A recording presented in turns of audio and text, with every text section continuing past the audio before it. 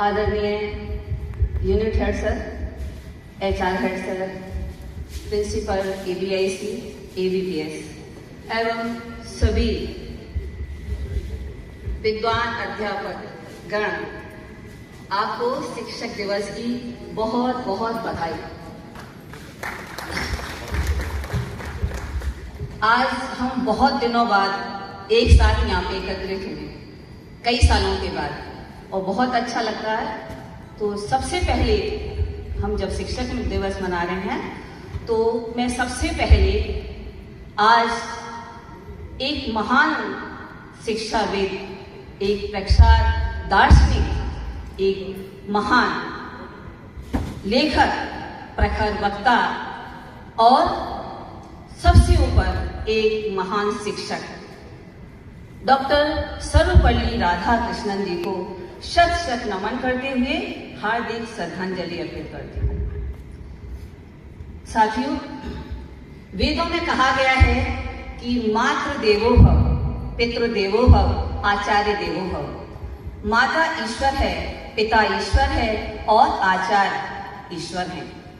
हमारे देश में अनंत काल से ही ईश्वर की महत्ता को, गुरु की महत्ता को बताया गया है और हमारे भारत में ऐसे ऐसे महान गुरु हुए हैं जिनकी शिक्षाएं केवल कक्षा तक ही सीमित न रहकर पूरे विश्व में फैली है।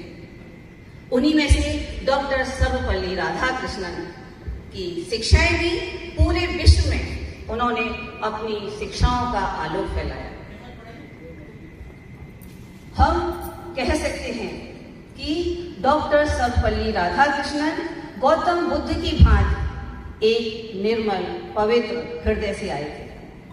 उनका दीप्ति में उज्ज्वल आलोक केवल भारत के आसमान तक ही नहीं फैला, बल्कि पूरी धरती को उनकी प्रखर रश्मियों से विभूषित हो गई।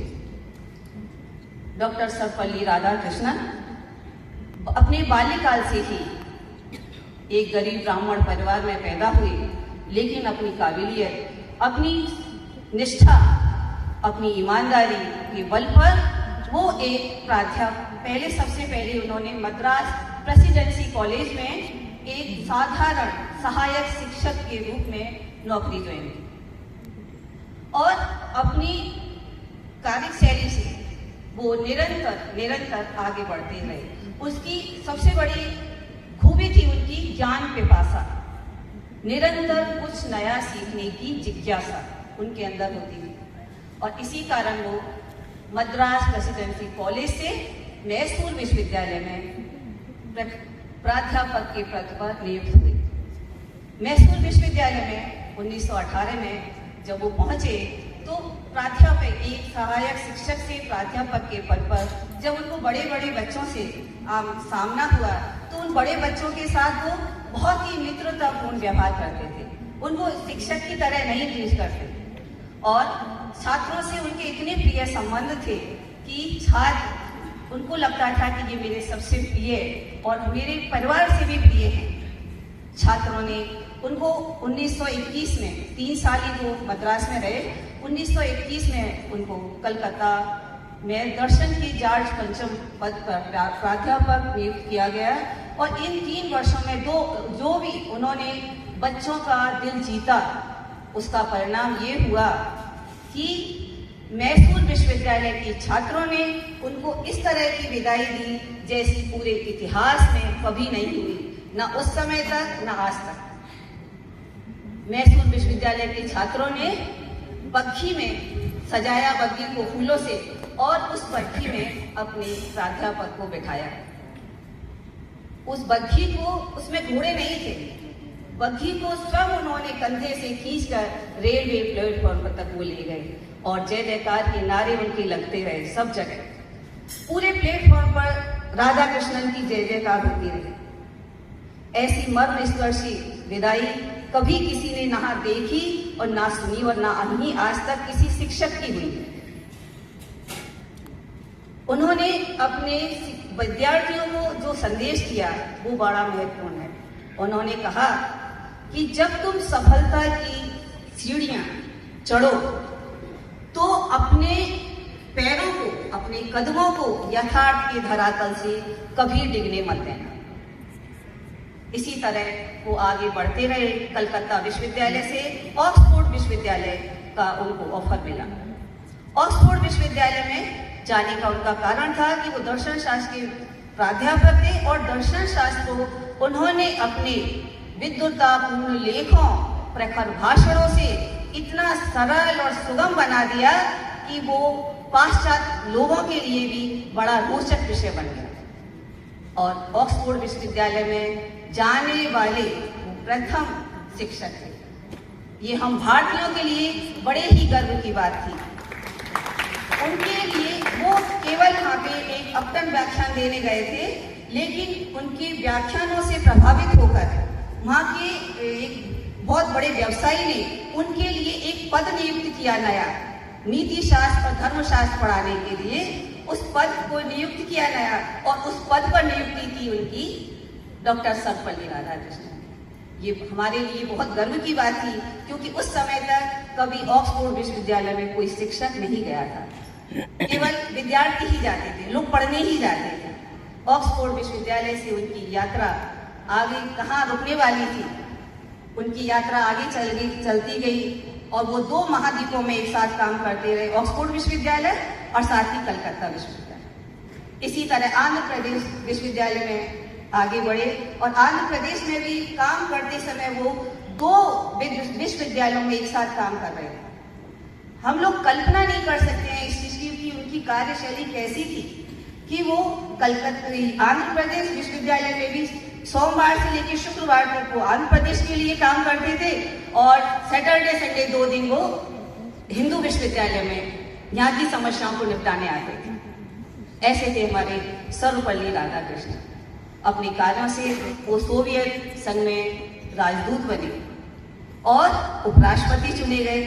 सबसे बड़े पद को उन्होंने सुशोभित किया, राष्ट्रपति के पद को। राष्ट्रपति के पद को सुशोभित करके जितनी प्रसिद्धि उनको राष्ट्रपति के पद से मिली, लेकिन उन्होंने अपनी सरलता, सौम्यता, ऋजुता, संस्कारिकता से उस राष्ट्रपति के पद को और अधिक गरिमा प्रदान की।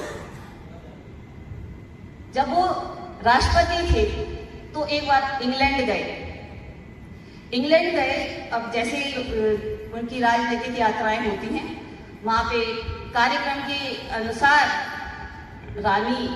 महारानी एलिजाबेथ और उनके पति प्रिंस फिलिप उनके स्वागत के लिए तैयार थे। एक बड़ा सा मंच बनाया गया भारत के राष्ट्रपति के लिए, क्योंकि उनकी प्रसिद्धि बहुत अधिक फैली हुई थी। हर आदमी उनको देखना चाहता था, सुनना चाहता था। बड़ा सा मंच बनाया गया और इंग्लैंड में उसी मंच के एक ओर हमारे भारतीय खड़े थे। जब वो पहुंचे, कार्यक्रम के अनुसार महारानी ने अपने उच्चाधिकारियों का उनसे परिचय करवाया और आगे बढ़ने के अनुसार विक्टोरिया पैलेस उनको जाना था।